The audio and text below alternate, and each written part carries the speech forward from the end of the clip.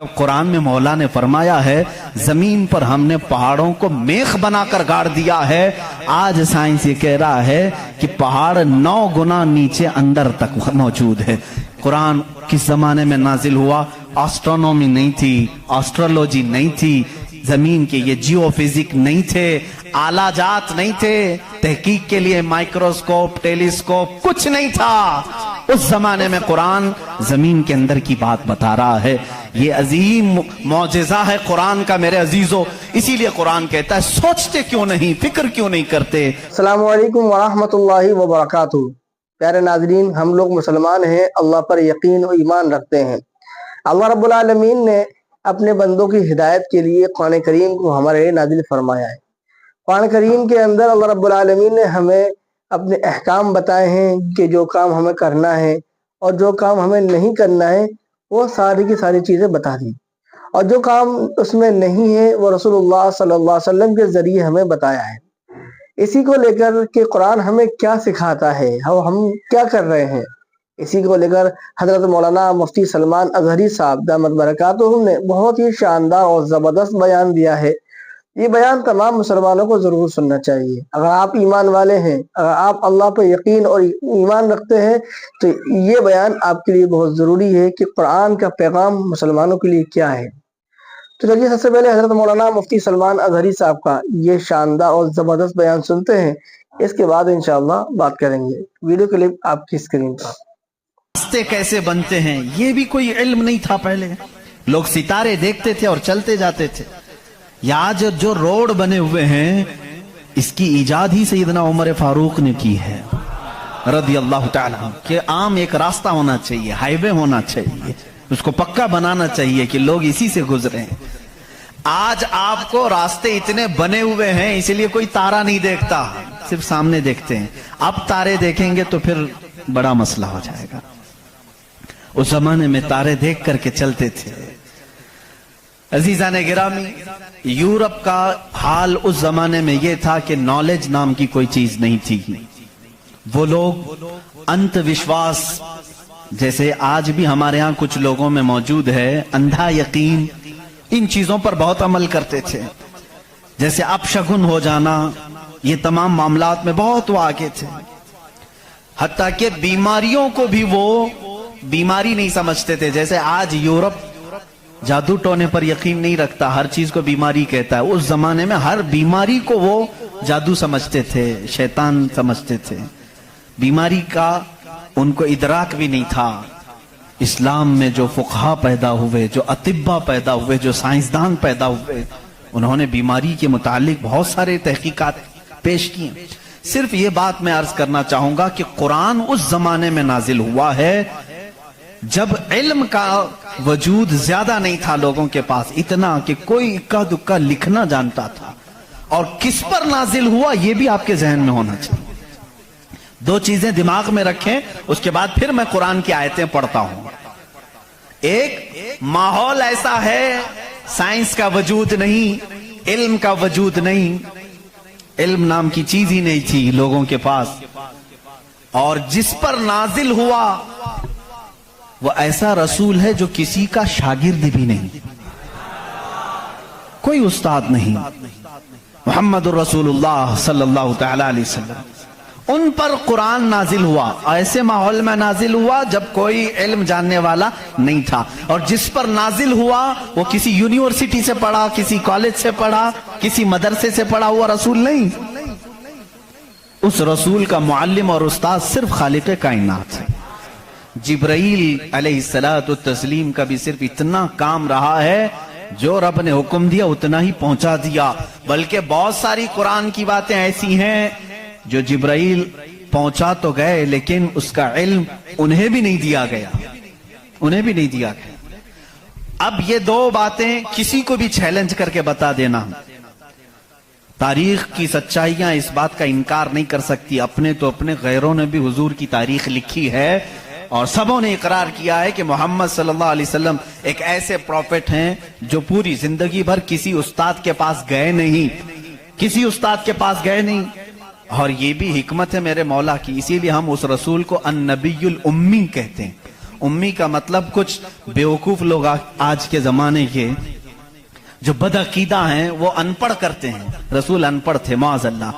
बेवकूफो तुम्हें मालूम नहीं, उम्मी का मतलब होता है किसी से पढ़ा हुआ नहीं। अनपढ़ में और किसी से ना पढ़ा हुआ होने में बहुत बड़ा फर्क है। ये दो बातें जहन में रखो। कुरान किस माहौल में नाजिल हुआ और जिस पर नाजिल हुआ वो किसी का शागिर्द नहीं। अब इसकी बातें जब हम बयान करते हैं, साइंसदानों की आंखें फटी की फटी रह जाती हैं। वो कुरान बयान कर रहा है, इन्न फी खल्क़िस समावाति वल अर्दि लआयातिन लिउलिल अलबाब, बेशक ये जमीन की पैदाइश में, आसमानों की पैदाइश में बड़ी मेरी निशानियां हैं। अल्लाह फरमा रहा है, रात को हम जाइल करते हैं, उसी से दिन निकालते हैं। कुरान ये कह रहा है, वजअलना मिनस समाई, आसमान से अल्लाह तबारक व तआला ने, वजअलना समा सक़फ़न महफूज़ा, कुरान कहता है हमने आसमान को एक महफूज छत बनाया है। कुरान ये कह रहा है आसमान और जमीन मिले हुए थे, हमने दोनों को फाड़ करके अलग कर दिया और दोनों के मुंह खोल दिया। ये कुरान उस जमाने में कह रहा है। इल्म फलकियात जिसको एस्ट्रोनॉमी कहते हैं, इल्म अर्दियात जिसको जियो फिजिक कहा जाता है, जमीन के मामलात, आसमान के मामलात जानने वाला उस जमाने में कोई नहीं। उस वक्त कुरान कह रहा है आसमान और जमीन मिले हुए थे, हम दोनों को फाड़ दिए, हमने उन दोनों को फाड़ दिया और दोनों के मुंह को खोल दिया। अब का साइंस कहता है जमीन व आसमान को देखने के बाद ऐसा लगता है कि ये गैलेक्सी में मिला हुआ एक सैयारा था और ये फिर जमाने के बदलते बदलते आसमान अलग हो गया, जमीन अलग हो गई। अब का साइंस ये कहता है। और फिर ये बंद नहीं है, जैसे हमारी छत बंद है, ऊपर से पानी डालो तो नीचे कुछ नहीं आएगा, नीचे के फर्शी भी बंद है, नीचे जमीन से कोई चीज यहां मस्जिद में नहीं निकलेगी। साइंस अब ये कह रहा है आसमान में जगह जगह सुराख हैं, मुंह खुला हुआ है, जमीन में भी जगह जगह सुराख हैं, दिखने वाले नहीं, ये खुला हुआ है। इसका मतलब मैं भी समझ नहीं पाया था, आसमान खुला हुआ है, जमीन खुला हुआ, मुंह खुला हुआ है, क्या मतलब? कहा कि अल्लाह ताला जब चाहे आसमानों पर पानी डाले तो अपना मुंह खोलता है, बारिश बरसती है, और जमीन का मुंह खुला है। इसका मतलब ये है तुम जहां पर भी, जितनी गहराई में भी जमीन के बीज डालो, इसका मुंह खुला है, वो सीना फाड़ कर बाहर आता है। अगर जमीन बंद होती तो कोई चीज जमीन से बाहर नहीं निकलती, जमीन से कोई चीज बाहर निकलती है, इसका मतलब है कि इनके मुंह खुले हुए हैं। साइंस ने अब भी कहा कि आसमान का मुंह खुला हुआ है, जमीन का मुंह खुला हुआ है। कुरान किस माहौल में नाजिल हुआ है? जब साइंस का वजूद नहीं। हाँ, अगर तुम ये कहते शायद मोहम्मद सल्लल्लाहु तआला अलैहि वसल्लम बहुत बड़े किसी साइंसदान के शागिर्द होंगे, तो तुम्हारे तारीख लिखने वाले ही तुम्हारे चेहरे पर जन्नाटेदार थप्पड़ मारेंगे, इसलिए कि वो रसूल अपनी 63 साला जिंदगी में कभी किसी के शागिर्द नहीं हुए, हत्ता कि सैयदुल मलाइका के भी वो शागिर्द नहीं हुए।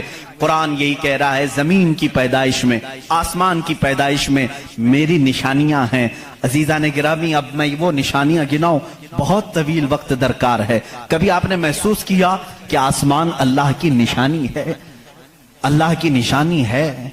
देखिए यहां सबसे बड़ी बात, कुरान में कई जगहों पर यह बात आई है, अफला तदब्बरून, अफला यतदब्बरून, अफला ताकिलून, अफला ततफक्करून। इसका मतलब होता है क्यों तुम गौर व फिक्र नहीं करते, क्यों तुम सोचते नहीं, क्यों तुम तहकीक नहीं करते, रिसर्च नहीं करते? रब ताला बार बार ये फरमा रहा है। ये किसके लिए है? मैं उन लोगों के लिए कहता हूं जो एक खुदा को छोड़कर करोड़ों के सामने झुक रहे हैं। मैं उनसे कहता हूं तुम सोचते क्यों नहीं? कौन है तुम्हें पैदा किया है? कौन है जो तुम्हें बनाया है? कुरान दावत दे रहा है उनको सोचने की। मेरा यकीन ये कहता है जो भी इंसान इस कायनात में है, अल्लाह ने उसे इतनी अक्ल जरूर अता की है कि अगर वो सोचने पर आ जाए तो अपने रब तक जरूर पहुंचेगा। अगर वो गौर व फिक्र करने पर आ जाए तो झूठे खुदाओं को छोड़ देगा। एक सहाबी हैं, हुजूर सल्लल्लाहु तआला अलैहि वसल्लम पर ईमान लाने के बाद वो कहते हैं हुजूर अय्याम जिहालत में हमारे से दो ऐसे मामलात हुए, एक वाकया याद करता हूं तो रोना आता है और एक वाकया याद करता हूं तो हंसी आती है। जिहालत में हम कुछ ऐसे काम करते थे इस्लाम लाने से पहले कि कुछ एक वाकया ऐसा है कि हम रो पड़ते हैं याद आती है तो, और एक वाकया ऐसा है कि वो याद आती है तो हंस पड़ते हैं। हुजूर ने पूछा वो दोनों क्या है? انہوں نے کہا جہالت میں جب ہمارے گھر بیٹی پیدا ہوتی تو ہم اس کا گلا مروڑ کر دفن کر دیتے تھے. ہم نے اپنے ہاتھوں سے کئی بچیوں کو دفن کیا. وہ جب بھی یاد آتا ہے تو رو پڑتے ہیں, رونا آتا ہے. ہنسی کس بات پر آتی ہے؟ وہ کہتے ہیں ہم جب سفر پر نکلتے تھے تو ہمارے جو خدا ہوتے تھے ان کو آٹے کا بنا لیتے تھے. ہم ویسے تو مٹی کا بناتے ہیں اور پھر پانی میں ڈبوتے ہیں. ان کی ذریت آج بھی موجود ہے. عرب والوں میں اگر میں بیان کروں کہ ہاتھوں سے خدا بنائے جاتے ہیں تو انہیں یقین نہیں آتا. ہندوستان والوں کو بہت جلدی یقین آئے گا. تو وہ صحابی کہتے ہیں ہم آٹے کے بناتے تھے. ان کے جو خدا ہوتے تھے وہ آٹے کے بناتے تھے, کیونکہ مٹی کا پتھر کا اٹھا کر لے کر جانے میں بوجھل ہوتا تھا, وزن ہوتا تھا. اتنے بڑے خدا کو کہاں لے کر کے گھومتے رہے. وہ صحابی کہتے ہیں ہم آٹے کا بنا کر لے جاتے. پھر ہنسی کس بات پر آتی ہے؟ کہتے ہیں اگر سفر میں زیادہ بھوک لگتی کبھی اس کا ہاتھ توڑ کے کھا لیتے تھے, کبھی اس کا پیٹ کاٹ کے کھا لیتے تھے, کیونکہ آٹے ہی کا تھا. آج بھی لوگ کرتے ہیں, شکر کا بناتے ہیں. بہرحال تو وہ صحابی کہتے ہیں مجھے ایام جہالت کی یہ باتیں یاد آتی ہیں تو میں ہنس پڑتا ہوں. خیر میں اور تفصیل میں نہیں جاؤں گا. عزیزان گرامی, غور و فکر کرنے کی جس کے اندر عادت ہوگی وہ انت وشواس, صرف پھیلے ہوئے بے یقینی پر ایمان نہیں لائے گا. آج بھی بہت سارے ایسے نیوٹرل قسم کے لوگ ہیں جو مسلمان نہیں ہیں. میں جانتا ہوں ان کو. وہ خود آئیڈل ورشپرز نہیں ہیں. وہ خود اس بات کا انکار کرتے ہیں کہ اپنے ہاتھوں سے بنائی ہوئی چیز کی عبادت کیسے کی جائے. ہم اس پاور کو مانتے ہیں جو ہماری آنکھوں میں نہیں آتا مگر ہم سب کو دیکھ رہا ہے. ایسے لوگ بھی ہیں. ہاں اگر کوئی اس طرح کا موحد ہے, وہ اللہ کی وحدانیت کو تسلیم کرتا ہے تو اس کے ہدایت کی بھی امید ہے. میں یہ کہہ رہا تھا آسمانوں اور زمینوں میں اللہ نے فرمایا میری نشانیاں ہیں. غور و فکر کرنا چاہیے. نشانی کیسے؟ پوری دنیا کے بہت ترقی یافتہ سائنس سے میرا یہ چیلنج ہے, میری یہ بات کا یہ چیلنج ہے. بہت تم نے ترقی کی, لیکن ایک ایسی چھت بنا کر کے دکھاؤ جس کا کوئی پلر نہ ہو. ہوا میں چھت قائم کر کے دکھاؤ, اور وہ بھی اتنی موٹی ہونی چاہیے, اتنی موٹی کہ جس کے بارے میں حضور اکرم صلی اللہ علیہ وسلم نے فرمایا کہ اس کی موٹائی 500 سال اگر کوئی گھوڑا دوڑے تو طے نہ ہو پائے. وہ آسمان کی موٹائی. میں اتنی موٹائی کی بات نہیں کرتا ہوں, 1 کلومیٹر چوڑی ہی کوئی بنا کر کے دکھا دیں. سائنس ہمارا بہت ترقی کر چکا ہے, نہیں بنا سکو گی. لیکن کائنات کی اس پوری زمین پر اللہ رب العزت نے ایک چھت ہمارے سروں پر رکھی ہے, اور سب کو معلوم ہے وہ چھت کیسی ہے, بغیر پلر والی. کہیں اس کو ستون دیکھا آپ نے؟ اللہ الذی رفع السماوات بغیر عمد ترونها. قرآن کہتا ہے وہ اللہ ہی ہے جس نے بغیر ستون کے آسمانوں کو بنایا, اور تم بھی اس کو دیکھ رہے ہو. قرآن چیلنج کر رہا ہے, تم بھی اسے دیکھ رہے ہو. اور حیرت کی بات یہ ہے ہمارے پلر والی چھت کے بارے میں تو یقین ہوگا اب یہ گرے گی نہیں, لیکن اگر یہ تڑکنے لگے, کہیں سے آوازیں آنے لگے, ہم بھاگ کر کے کون سی چھت کے نیچے جاتے ہیں؟ پلر والی چھت سے. ہم کو خوف لگتا ہے آج کل گر نہ جائے, اور پناہ لینے کے لیے اس چھت کے نیچے جاتے ہیں جس کا کوئی پلر ہی نہیں. اللہ کی نشانیاں ہیں اس میں. اللہ رب العزت فرماتا ہے تم دیکھ رہے ہو ان آسمانوں کو ہم نے کیسے قائم کیا ہے. اب اس کی تحقیقات جو آسٹرونومی پڑھے ہوئے ہیں وہ جانتے ہوں گے. علم فلکیات اس کو کہتے ہیں, آسمانوں کا علم. یہ بھی ابھی سب کو پورا حاصل نہیں ہو سکا. جو ہماری نظروں میں نظر آ رہا ہے یہ تو دھواں ہے, بادل ہے. آسمان تک پہنچنے کے لیے پتہ نہیں کتنا سفر. اور اس میں اللہ رب العزت نے ستاروں کے ایک ایسے جھرمٹ کو رکھا ہے. آسمان کتنا چوڑا ہے, کتنا لمبا ہے, گیس کر سکتے ہیں ہم؟ کبھی گیس کریں گے آپ؟ میں صرف ایک حساب بتاتا ہوں. اس آسمان میں اللہ تعالیٰ فرماتا ہے کلن فی فلک یسبحون. سورج, چاند, جتنے بھی گیلیکسی کے سٹارز ہیں, تارے ہیں, یہ سب آسمان میں تیر رہے ہیں. اللہ فرما رہا ہے سورہ یاسین کی آیت ہے, یہ سب آسمان میں تیر رہے ہیں, لٹک رہے ہیں. अच्छा, जिस पर लटक रहे हैं जाहिर सी बात है वो बड़ा होना चाहिए। अब वो कितना बड़ा होगा, वो छत की चादर कितनी बड़ी जिस पे सूरज भी लटक रहा है, चांद भी लटक रहा है। हमने साइज पूछा साइंसदानों से, साइज पूछा कि ये कितने बड़े बड़े हैं जो आसमान में लटक रहे हैं। तो उन्होंने कहा सबसे करीब जो हमारा सितारा है, सैयारा है, जमीन से जो सबसे करीब सैयारा है वो चांद है। और सूरज का क्या हाल है? कहा सूरज जमीन से 13 लाख गुना बड़ा है, 13 लाख गुना बड़ा। अब यहां हमारी अकलें शशदर हो जाती हैं, किसी के पास कैलकुलेटर भी नहीं, कितना हिसाब करें। 13 लाख गुना बड़ा जमीन से हमारे तस्वुर में नहीं आता। वो कहां लटक रहा है? आसमान में। चांद इससे 50 गुना बड़ा है जमीन से, वो कहां है? आसमान में। अच्छा, इतना ही नहीं, ये गैलेक्सी के अंदर सूरज से 50 गुना बड़े इतने सैयारे हैं कि जिनमें से सिर्फ अभी 40% का दरियाफ्त की जा चुकी है, बाकी 60% अभी तक साइंसदानों को पता ही नहीं। सूरज से 50 गुना बड़े सैयारे और मौजूद हैं। पूछा ये सब कहां है? ये भी आसमान में है। इसीलिए मेरे मौला ने फरमाया बेशक आसमानों की पैदाइश में उसकी बड़ी निशानियां हैं। अब मेरे अजीजों, आओ, तुम्हें अपने घर की छत डालने के लिए कितने दिन लगते हैं, कितने वर्कर लगते हैं, कितने मजदूर लगते हैं, क्या क्या इसके लिए सामान लगते हैं, ये सब तुम्हें मालूम है जिन्होंने छतें डाली। अब इतनी बड़ी छत जिसने कायम की है, जिसमें लाखों गुना बड़ा जमीन से सूरज भी है, चांद भी है, गैलेक्सी के और स्टार्स हैं, वो खुदा फरमा रहा है आसमान को, जमीन को किस तरह से उसने बनाया। कुरान में है सिर्फ 6 दिन में इन दोनों की पैदाइश हुई है। उससे भी बल्कि अल्लाह ताला फरमाता वजअलल अर्द फी यौमैन, अल्लाह ने जमीन को 2 दिन में पैदा फरमाया, आसमान को। और इसमें जितनी सजावट है, सजावट क्या है? ये पूरे समंदर को रब फरमा रहा है वो जमीन की जीनत है, जितने दरख्त हैं वो जमीन की जीनत हैं। और आसमान की जीनत क्या है? चांद है, सूरज है, सितारे हैं। ये सब 4 दिन में बने, कुल 6 दिन में इनकी पैदाइश हुई है। कुल 6 दिन में इनकी पैदाइश हुई है। मियां हमारी दुकान नहीं बनती 6 दिन में, और वो खालिक कायनात फरमा रहा है 6 दिन में इस पूरी कायनात के जमीन और आसमान की पैदाइश हुई। तो क्या ये अल्लाह रब्बुल इज्जत की निशानियां नहीं है?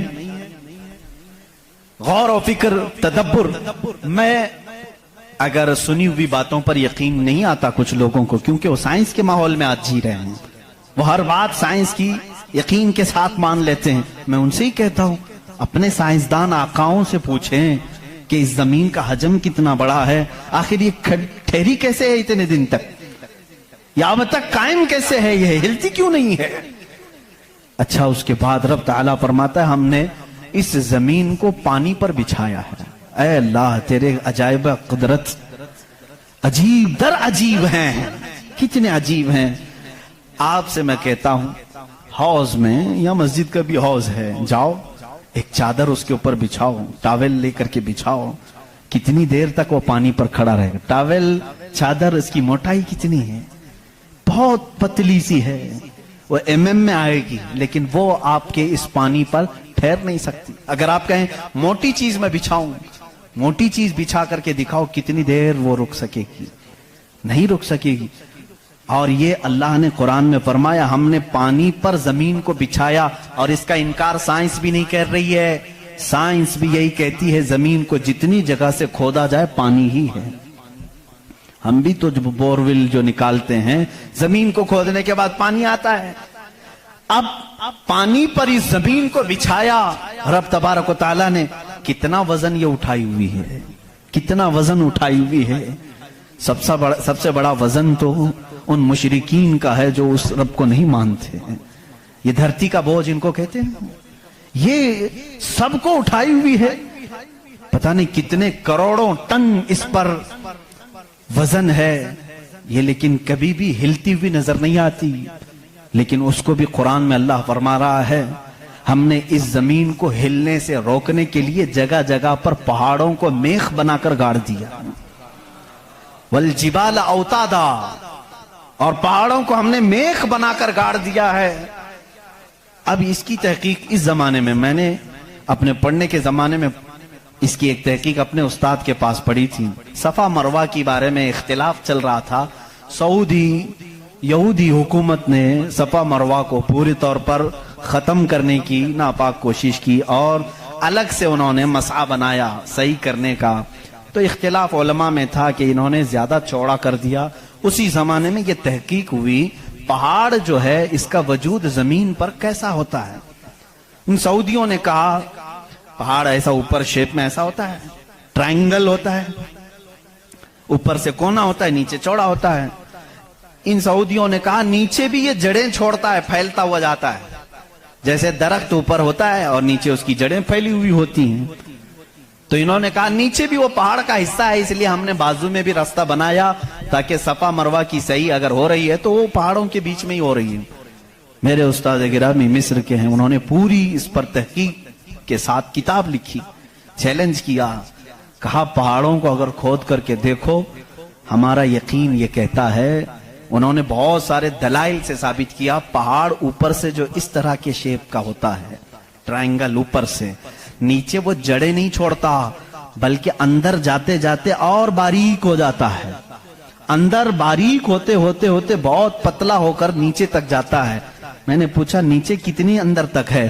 انہوں نے کہا جو پہاڑ تمہیں اوپر دکھ رہے ہیں یہ پہاڑ کا 1% ہے, باقی 99% پورا نیچے ہوتا ہے. یہ پہاڑوں کی اونچائی, یہ پہاڑوں کی جو اونچائی ہے یہ 1% ہے, 99% پورا نیچے ہوتا ہے. حیرت میں پڑ گئی, اتنا نیچے پہاڑ ہے. کہا یہی تو بات ہے, کیا تم دیوار میں جب میخ ٹھوکتے ہو تو اوپر کتنا دکھتا ہے اور اندر کتنا رہتا ہے؟